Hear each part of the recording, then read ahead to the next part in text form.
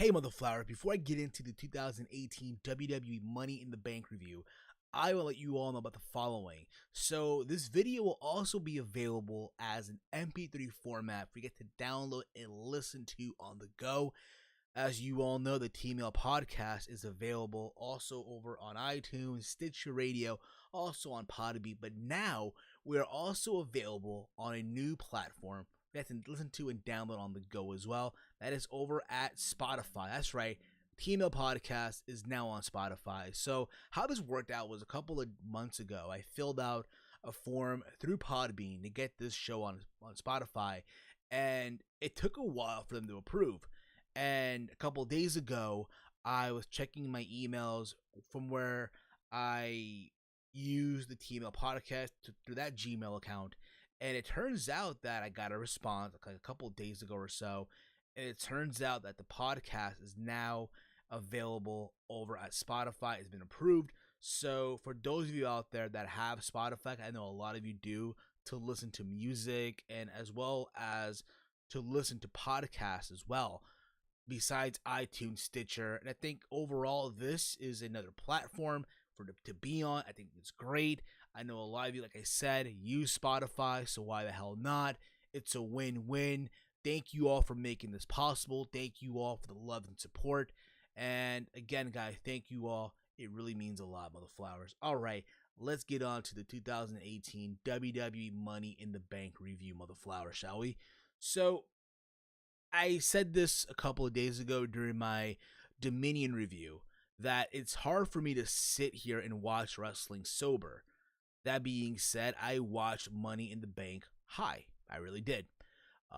And overall, I thought this show, for a show that, I'll be honest, I had zero expectations. Zero, right? I felt like Raw and SmackDown failed to get people excited for this show, while NXT was hitting it out of the park, getting people excited for TakeOver Chicago 2.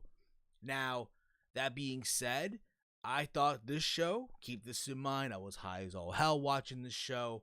I thought this show was pretty solid. I really, really did. I thought this was a solid show. Granted, was this better than TakeOver Chicago 2, that is? No, by no means at all. But I thought this show was solid. There are some matches that I'll say, like, they sucked, if you will. But other than that, I thought this match, again, was a solid show for a show that was literally after a TakeOver.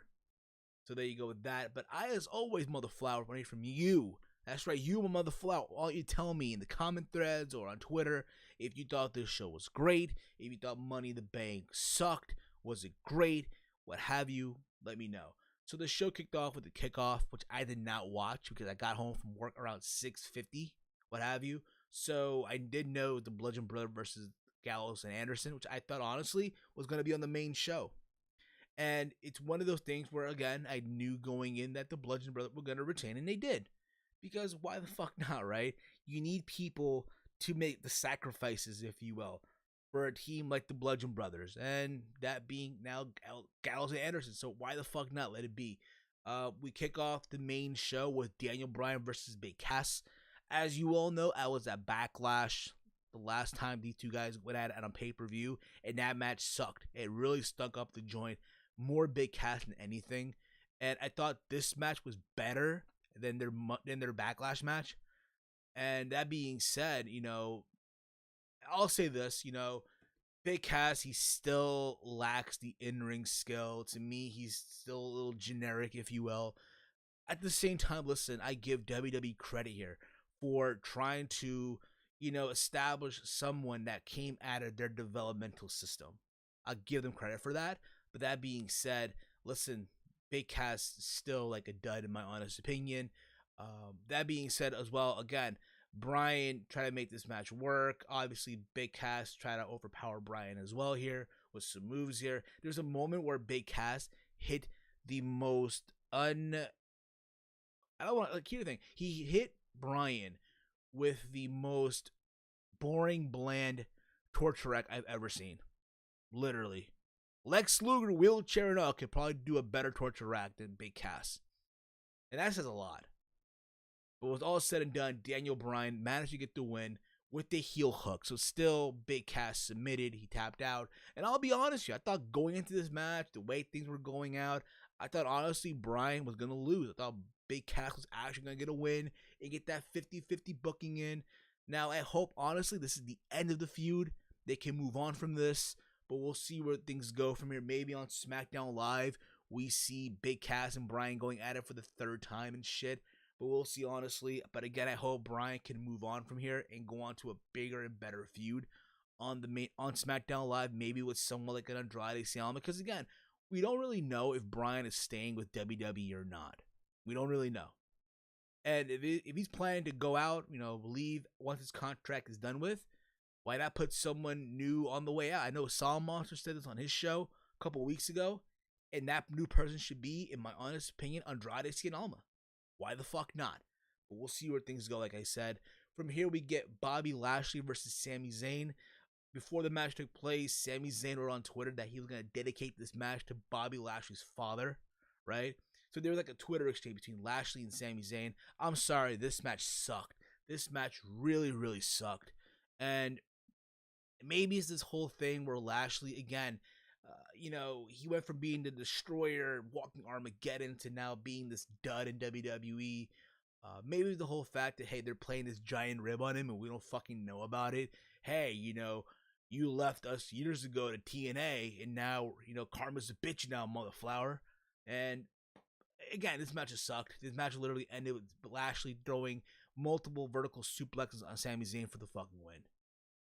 Hopefully this is the end of this shit and Sami Zayn can move on, and maybe they could let Lashley be a heel, but we'll see where things go here. Honestly, if they're planning to do Lashley and Brock somewhere down the road, the way Lashley is going, nah, motherflower, I do not want to see it. I honestly do not want to see it, motherflower. We then get Seth Rollins defending the Intercontinental Championship versus Elias. Versus fucking Elias. And I thought this match, honestly, was a very, very good match for what it was.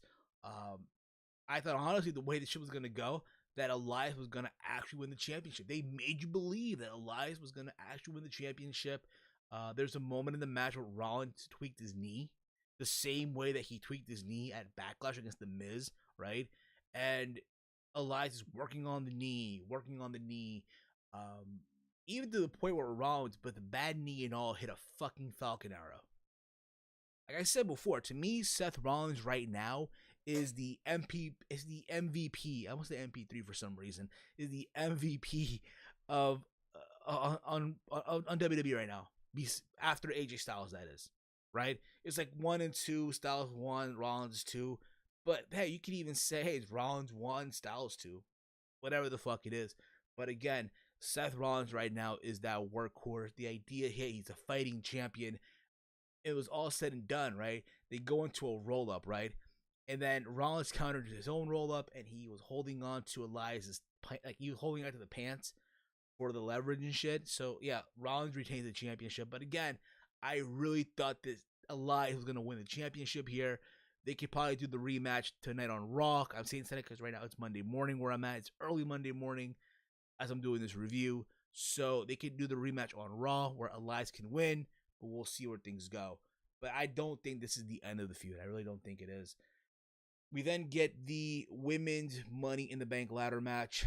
We get Alexa Bliss versus Sasha Banks versus Ember Moon versus Natalya versus Charlotte Flair versus Becky Lynch versus Naomi.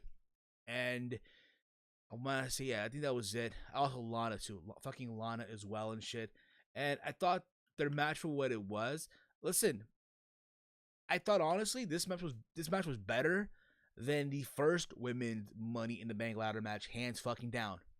Hands down, this was better than the first women's Money in the Bank ladder match. We know how bad that one ended, right? Everyone got their moments here. There was a moment where both Becky and Charlotte were fighting, holding a ladder. Naomi did some acrobatic move here and hit both women with the ladder. There was a moment where Sasha fell on the ladder back first because of Ember Moon. There was a moment as well where all the women were on the ladder fighting and shit. Again, everyone here had their moment, right? But with all said, I'll be honest about it. I thought going into this match, I was hoping that Becky Lynch was going to get the win, right?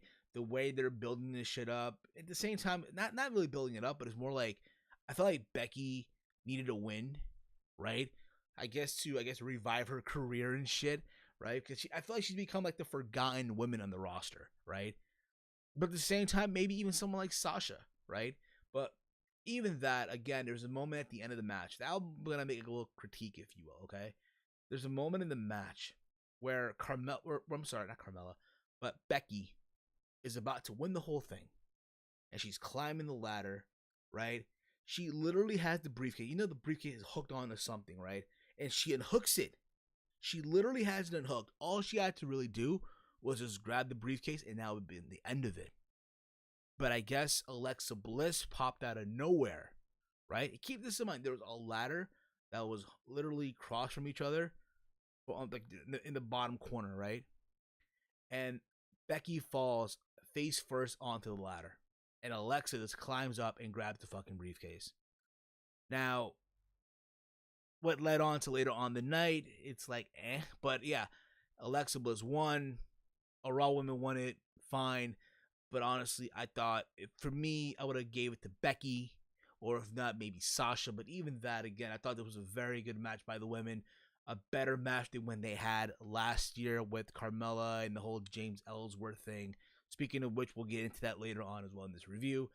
We then get Roman Reigns versus Jinder Mahal. The least I say about this, the better. Listen, these two guys tried, but let's be real about it. The crowd in Chicago did not give a flying fuck. They did not give a shit at all about this match. You know it's bad when they start cheering CM Punk, Velveteen Dream, Johnny Wrestling, NXT. Let's go Cena. Cena sucks. This is awful. You both suck. There's a beach ball gets thrown around. They were doing the whole fucking World Cup wave and shit. And both these guys try. But at the same time, it's like, yo, if you're WWE, if your thought was, hey, let's get people cheering for Roman, you're having a feud with Jinder Mahal. Oh, by the way, there's a pay-per-view coming up called Money in the Bank where you guys can go at it. But by the way, this is Chicago.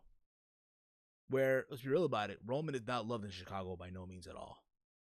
Neither is Jinder Mahal, even though Jinder won the WWE Championship like a year ago in Chicago, right, at Backlash. What the fuck were they thinking? Sunil Singh was sitting in a wheelchair. He wasn't really hurt. There was a moment where he got involved and he attacked Roman and shit. But it was all said and done. Listen, no one cared. Roman went with the spear. Let them move on from this shit. The more they feud, the worse it's gonna get. And maybe Roman can move on to something different. But we'll see where this shit goes. I doubt it, to be honest. We then get the SmackDown Women's Championship match. We get Carmella defending her title against Asuka. And here's the thing about it, okay? This match, I didn't hate it at all. I didn't hate it because of the ending. But I felt like it went way too long for what needed to happen. Where, let's be real about it, we all know that Carmella is not the best in-ring performer. She's not. At the same time, let's be real about it, all of us want to see her get her ass kicked, right? And there were moments where Asuka literally could have finished this match sooner, and it looked like she was going to win, even though, I'll say this too, Carmella got some offense maneuvers in as well.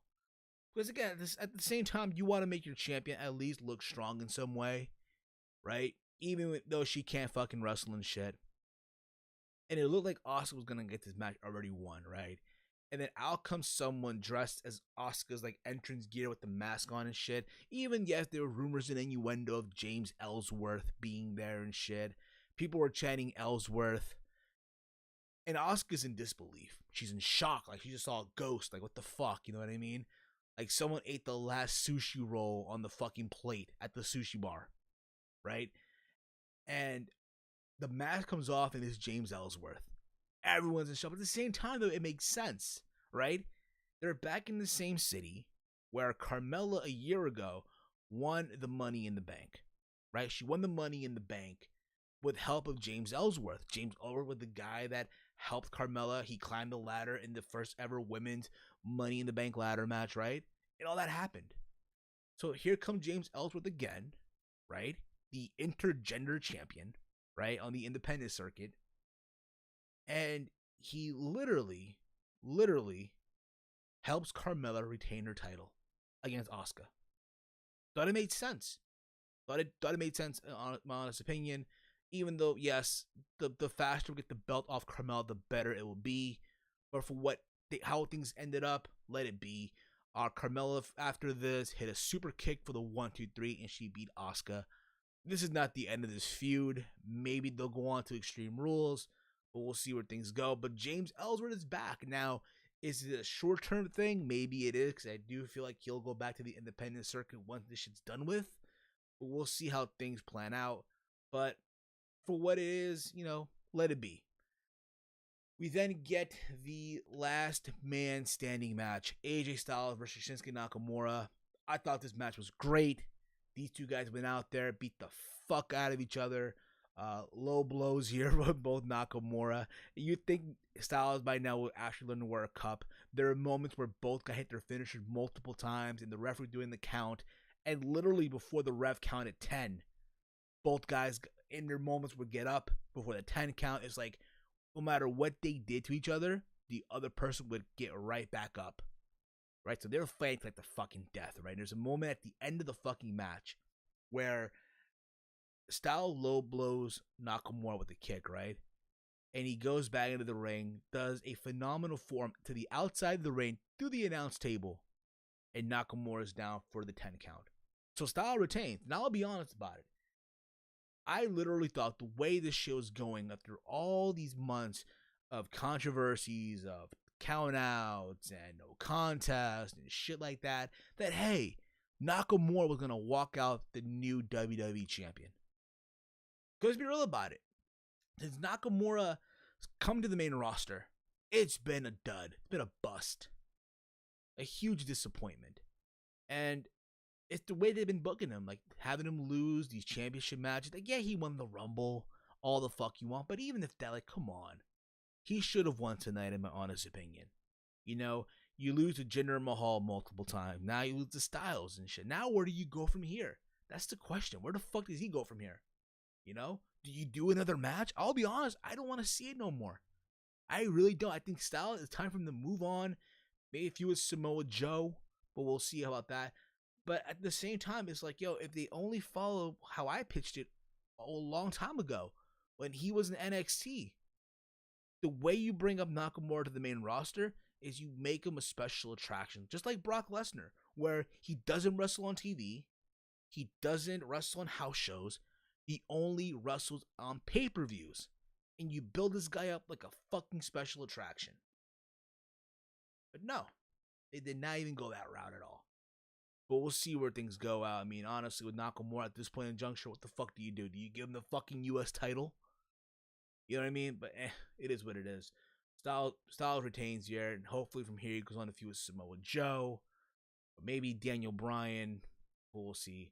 From here we get the Raw Women's Championship match. We get Ronda Rousey versus Nia Jax. Listen, I'm gonna say this about this match, right? The way this shit was gonna go, I literally thought that Ronda Rousey was walking out the champion, the new champion, especially because, again, WWE wants to get their ESPN moment. They want to get that Fox Sports 1 moment and shit, have all these media outlets have them talking about Ronda Rousey, right? Especially that Ronda is going into the UFC Hall of Fame in a couple of weeks. So you want Ronda to go over there, right? And on that podium, giving her speech, holding a WWE title, even if it's the women's title, right? Now I don't think that'll even happen, but still, you kind of get the idea, right? And I'm going to say this, Ronda, for what it is, she held her own. For her first singles match, I thought she did a good job. Or there's some moments that were cringy, yes. There's a moment where Ronda gets dropped by fucking Nia Jax, and when she gets right back up, Ronda slips and falls out of the ring. I thought that was funny. But other than that, I thought Ronda really held her own here. There was a moment where she go for a crossbody for like a near fall. And near the end of the match, hey, it looked like Ronda had the match won. She was going to go in there, locking the armbar, and what the fuck do you know? Out comes Alexa Bliss, call it disqualification, throws Ronda Rousey onto the announce table. She falls under the table and shit, right? And she cashes in on Nia Jax. Hits with the briefcase multiple times, and then goes up for a Twisted Bliss for the 1-2-3. So now Alexa Bliss is now a 5-time women's champion. Now, I'll be honest, the way they were gonna go, I would have again given the briefcase to someone like Natalia, who you could have done this whole thing where Ronda would win the championship, and then have Natalia, turn on Ronda Rousey, and then cash in for the championship, and then you build up to SummerSlam, right? Or if not, you would have given it to Sasha Banks, and we'll see where that would have gone. Or someone like a Becky, who I felt again, needed that win, I guess, to make herself relevant again. But with Alexa, I just hope you don't go back to this whole Alexa and Nia Jax feud. I really don't. I hope they don't go that route again. It looks like they will. I just hope they don't. Maybe, just maybe, they do at SummerSlam, Alexa versus Ronda at SummerSlam and shit, but we'll see. But at the same time, hey, it is what it is. I feel like Ronda, for what it is, she's proving doubters wrong, just like she did at WrestleMania, and just like she's doing here. Maybe from here she'll start wrestling more often. We'll see. Maybe on TV. But from what it looks like, in my honest opinion, her next match will probably be at SummerSlam. That we'll see her wrestling and shit. But then we get the main event. We get the men's Money in the Bank ladder match. We get Braun Strowman versus Finn Balor versus The Miz versus Rusev versus Bobby Roode versus Kevin Owens versus Samoa Joe and a member of the New Day that ended up being Kofi Kingston. Now, honestly, I would have given it to Big E. I felt like Big E should have been the one to, be in that match. Being that Kofi's been in numerous Money in the Bank ladder matches before. Numerous. That being said, I thought this match was a very, very good match as well. There were moments where everyone got their spot in climbing the ladder, trying to grab the briefcase. There was a moment where all of them literally took out Braun Strowman, had him literally just lying there underneath ladders. Kevin Owens took this giant fall off a ladder near the entrance area because of Braun Strowman. He falls onto a fucking table and shit. And again, just a crazy match. And it looked like multiple times where Miz was going to grab the briefcase and Braun would catch him and shit. Near the end of the whole thing, right, it was all said and done. Literally, it was literally down to just literally Kingston and Balor just on top of a ladder, and Braun was able to knock both of them off the ladder, and he literally climbed up and pulled the briefcase and win the match. So Braun Strowman is now Money in the Bank, or Monster in the Bank. So in my honest opinion, listen, they literally gave the briefcase to, in my honest opinion, to the one guy who did not even need it. He won the Greatest Royal Rumble, and now he's winning Money in the Bank.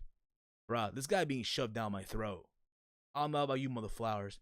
He's being shoved, but no one's saying shit. I feel like they could have given this to Samoa Joe. Could have worked the match with style. They probably could still do it. Or someone like The Miz and build up to a Bryan match down the road. They could probably still do that too, even if Bryan doesn't have the briefcase. Or if not, you know what? Why not give the briefcase to Kevin Owens? Someone who's a heel, right? There are people that are even chanting for Kofi. Or hell, even fucking, Finn Balor, right? But listen, unless Braun on Raw goes on to say he's going to cash it at SummerSlam to challenge Brock, then so be it. There have been reports that Brock might not even be at SummerSlam, so again, I thought the match was great, all the fuck you want. I was just not content with the person that won the briefcase, but it is what it is, okay? Overall, the Money in the Bank was, again, a solid show for a show that literally had trouble because of creative not getting people invested into the show. This show, again, a solid show, especially a show that was following a takeover. And we'll see where they go from here. The next pay-per-view is Extreme Rules, and then after that, it's SummerSlam. So we'll see how WWE gets on the road to SummerSlam. Give me your thoughts down below in the comment threads of this video. Your thoughts on the show, that being Money in the Bank. If you liked it, if you hated it, let me know. Or if not, on Twitter, @HeelSteven. You could follow me there as well. Like I said, this review will also be available on iTunes, Stitcher, PODBEAN, and as well over at Spotify. You guys can listen to us there as well. If you have Spotify, search us, hit that follow button. You can listen to us on Spotify. We also got merch, mother flowers. We got a store over at Teespring. Get your shirts today, mother flowers. We got the certified mother flower shirt. We got the T-Mail podcast shirt as well. Get yours now, motherflower. Go over to teespring.com/store/TeamHillPodcast3. Get your shirt today. Before I wrap up this review, I want to give a big thank you to the homie himself, Salrex, for this awesome overlay that you see. Literally all the overlays, all the logos, changes on this channel that you've seen, right? For my Raw reviews, SmackDown reviews, NXT reviews, even the Impact reviews that I do here and there. All done by Salrex. If you are a YouTuber, a podcaster, and you want awesome overlays and layouts done for your channel, for your podcast, or new logo, what have you, hit him up on Twitter at official Salrex. Hit up Salrex. He's done amazing stuff, not just for me, but for OKFabe, for Joe Cronin, JD from NY206, the Sound Monster of the Sound Monster, Sounds Off, and Big Mike from Big Mike Wrestling Recap Show. He's been on the channel numerous times as well. So guys, hit him up. Let him know that you want awesome overlays and layouts and logos now for your stuff as well. That's it for me, guys. I am out like Janice Titties. As always, hate, comment, and subscribe, motherflowers.